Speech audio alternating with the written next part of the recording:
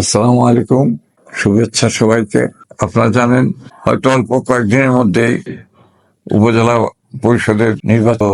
আমি সেই নির্বাচনে একজন প্রার্থী হিসেবে আপনাদের কাছে দোয়া চাই এবং সমর্থন চাই, ভোট চাই।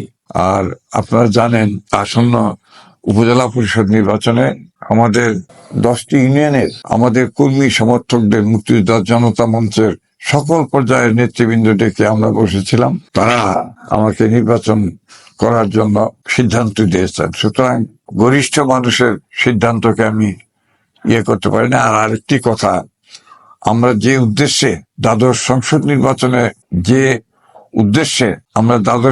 নির্বাচনে আমাদের সমর্থিত প্রার্থীকে আমরা জয়লাভ করিয়েছি, আজকে যদি আমি স্থানীয় নেতৃত্ব নিয়ে জাতীয় নেতৃত্বে মাননীয় সংসদের সাথে মিলেমিশে যদি আমরা কাজ না করি, তাহলে আবার সেই মুক্তাগাছা আবার অন্ধকারের দিকে যাওয়ার সম্ভাবনা আছে।